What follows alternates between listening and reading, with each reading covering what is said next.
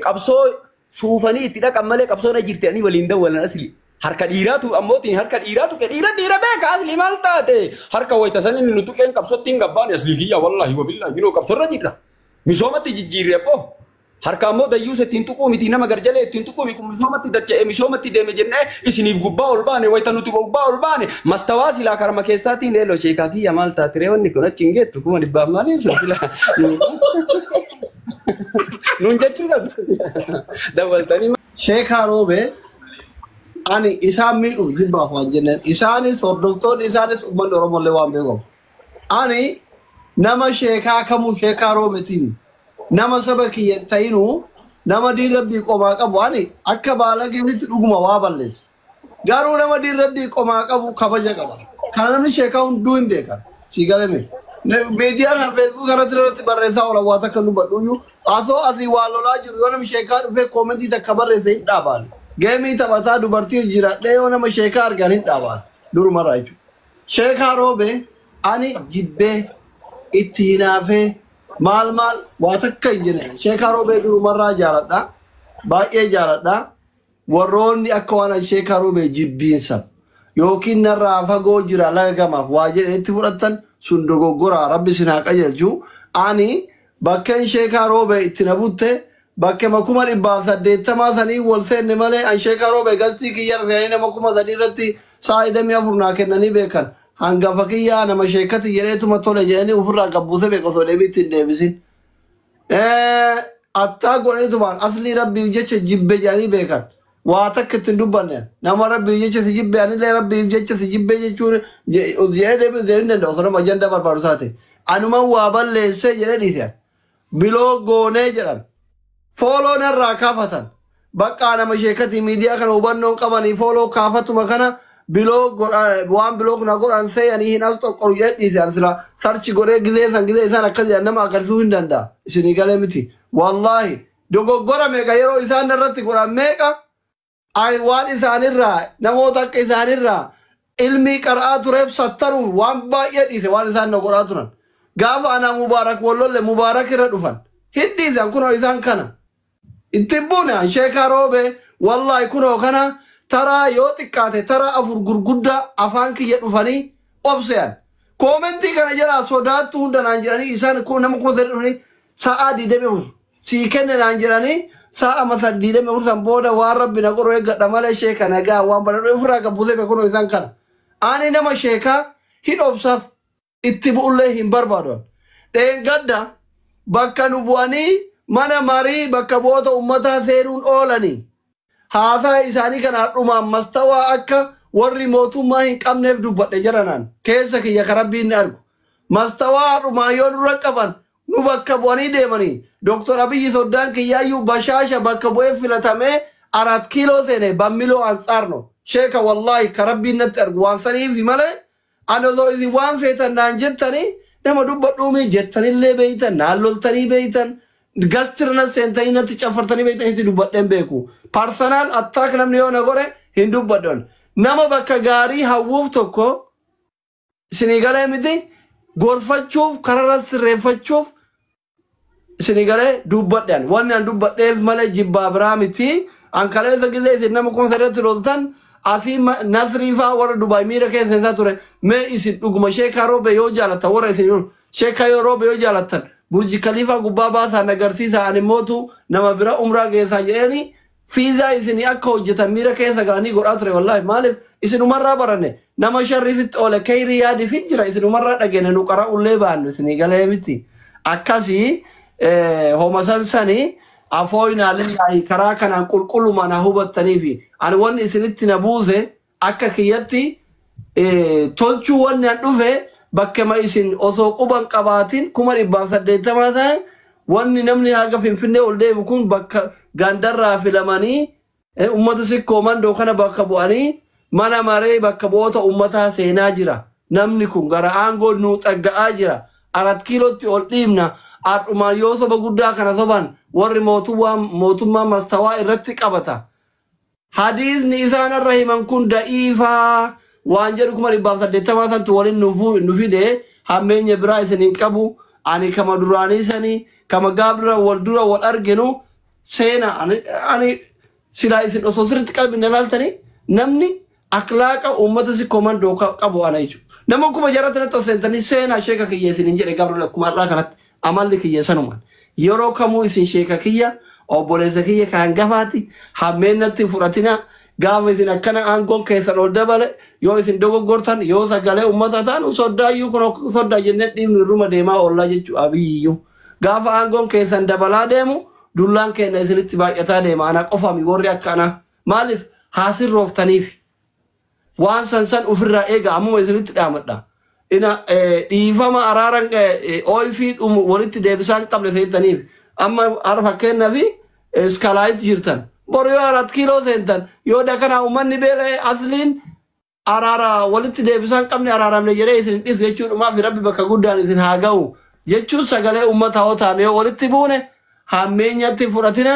ijoolleen tummaa waccii jettanii isinillee laaluu qabdan tafakkuruu qabdan jechuudhumaa fi rabbi bakka gaariin isin haa ga'u afoo oolfin teessanuma sanii wanta na qayyabattanii. Addaan naan baasinitti sheeyni burjii kaliifaa akka dhaqu barbaadee jette.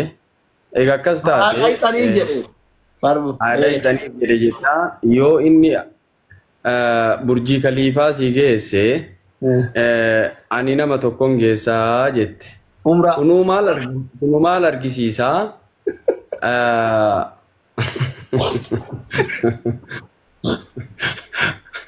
Tillee seenee xiqqoona ulfaata. Waan san jedhee tillee seenuun na ulfaata. Maraafu namni kenna yoo kenna amalli isaa akkami beeytanii wiixata shuumame kiibtata shaarame harbaa du'e jetti bakka. Zuurii barcumarraa nama keetti. Asraa barcumarraa nama butti. Magriiba du'e namaan jetti nama ajjeefti. Akka kana amalli nama kenna wallahi wa billahi wa tallahi. Kakana walii gammaduu maaliif dhabne amalli nama kennaa amalli aslii kiyyaa caqasi bakka kalee sanitti ammoo tiniin si arguu barbaada akkasumas si qallabaa anas si qallabaa harka kiyya jirtaa waan kaleetiin ammoo tiniin laal yoo waa xiqqoo aarullee waan kalee saniin ammoo tiniin dubbii sirra dhigaa tarabbii san ammoo arguun barbaachisaa waan kalee namaa godhan rabbiif namaa godhanii rabbiif eega namaa godhaniin dubbatan ani aggaataamii aganyoo tattaqqamku qaawwa argadheen tare bakka maaliifuu mangistiin waggaa tarte si qallabe naan hin jedhu narraa naasawa yoo tanaa waggaa tarte sii godhe naan hin jedhu namni yoo waggaa tare akkana gooneefi gariin kasaantimii takka keessaa hin qabne akkana gooneefi jedha baraasa fuudha kiyya keessaa saattii takka qabu wargari nuti itti fuudhame nuti itti jedha sii gara amala nama kennaati amala nama kennaa wiixata islaama si godhe kiibxata kiristaana si godha wallahi wallahi wiixata oromoo si godhe kiibxata ammootiin amaara si godha kana amalli nama kenna maal godhan nama rabbi ol fuudhe namni gad deebisu hin jiru rizqiin ta'e namartuu beekumsa kakootu rabbi rizqiillee kakootu rabbi numaraayyuu ani ganamallee qursii kiyya nyaadhe wallahi asli atillee qursii bagee nyaatte walitti hin tarre wallahi billahi walitti hin tarre bar yaada namni hoo nu jedha hooyin kun nu butuun qabdu tarabbii san laaluudha tarabbii san laalee anu ol tare aggaataanii aganyoo tattaqqam kun sheekaa roobee dammoo asli bilxinu eessatti bilxii beeyta Dr. Abiy Ahmed rabbi waan fi jaalatu haa kennuuf jedhime atiyyu jedhi asli waan fi jaalatu rabbi haa kennuuf Dr. Amma waan san keessatti illee hadiisa da'iifa jira harkaan lafa qaba jettee nama harkaan lafa hin qabnu kaanu. Lakki qabaa miti rabbi waan fi jaalatu haa kennuuf jedhime Dr. Abiy Ahmed jedhi. Harkaan lafa qabee jedhamu afaaniin jedha. Lakki afaanumaan jetta waan fi jaalatu rabbi haa kennuuf jedhi. Rabbi waan fi jaalatu haa kennuuf. Akkasii baalee dhufe baalee biyya hayyuuti biyya gootaati biyya lamaayitiin dhufe uummata baay'isan keessa harkana tuqe qabsoo suufanii itti dhaqan malee qabsoo na jirti ani waliin dawwalan asli harka dhiiraatu ammootiin harka dhiiraatu ke dhiira beeka asli maal taate harka wayita san inni nu tuqeen qabsootti hin gabbaane asli kiyya wallahi wa billahi minoo qabsoorra jirra misoomatti jijjiirre abbo harka ammoo dayyuus ittiin tuquu miti nama garjalee ittiin tuquu miti misoomatti dacha'e misoomatti deeme jennee isiniif gubbaa ol baane wayita nuti gubbaa ol baane mastawaa silaa karma keessaatiin eeloo sheekaa kiyya maal taate reewwanni kun achi hin geettu kuma dhibbaaf maaliin sun fila nuun jechuudha dawwaltanii maal Nuyyu isi wakkalamtanii filamtanii ammoo tinin achi rakkiloo iftaan seenuu wanni sun maali takkitti mammastawan maali ree moo namatu ammoo tinin siistamaaf waan sana kararra isin kaayee akka ifadhe maal taatan sila wanni sun nama kenna jechuu ka qabdan asumarraa ol baatanii kun harka nu qabee kun luku nu qabee maa nu qabdan hin jenne kaanillee maaliif jenna namni akkanaa jiraachuun bareeda jedhiyan ana rakkiloo seenee bararraa miti turee eega seenee iyyuun turee farasiin seeneen. Okay, seentanii egaa. Nene kata sene mal tuna sense beta isin tuna sensise isin aki amal pronoshina na dalaidan ol na kastani na dabarsitan sene kata sene namni akkana jiraachuun bareeda jedhe ande bille tin kenine malif osoo namni akkana jiraatin ya asli bar bakka ga'uun beeku kaayoo kiyyan beeku bar namni akkana jiraachuun barbaachisa namni kuma dibbaaf meeqa jedhe filaan fooqisan kuma dibbaaf meeqa jedhe bata jedhan kuma dibbaaf 80 jedhe haga badana ne sheeka gama mittam kuma dibbaaf 80 san sharafe namni ilaal isi ilaale ergitanii value sin qabdu ergite nama sheekaa irraa kun hin maluufi bar garuu ana akkamitti akka dhufa jedhee kuma dibbaaf 80 waytuma san viidiyoo mucaa wahiin irra waraabe argee wayta gaafadhu akkana kuma 38 naan jedhan sila maaliree wanni kun qileenu seensifte yoo jedhe mee takka ajandaa ta'u jedhee hima callise rabbiin sodaa sanuu rabbiin sodaatu yeroo masan silaa namaa hima bulii takka bulee eegana namaa hime sun tarte ammaaf waraanni kiyyallee dhufe waraanni kiyyallee numaaf aare malee quuqamu malee daangaa waan dabreef ahma curulleellee dhumarra ka'e malee hin dubbatu iyyuu aslii ahma curullee takka dhumarra dubbate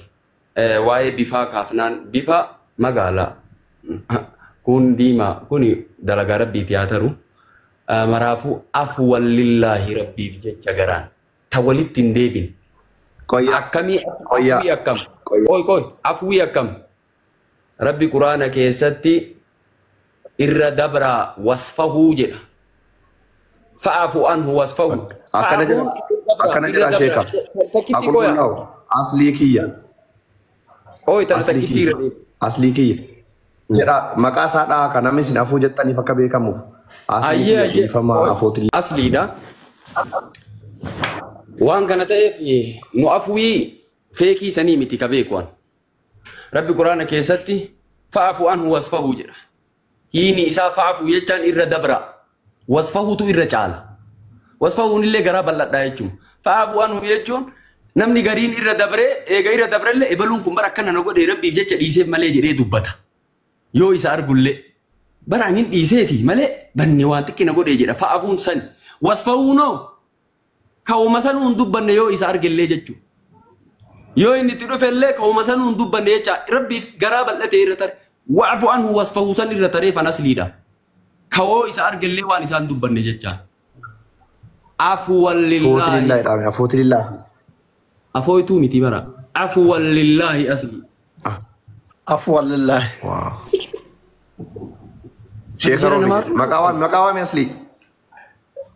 maqaawaa mi asli ani isaan dura dhiise fi sheekh maqaawaa mi jedhiin afooyinaa lillaahi kuno okay masha Allah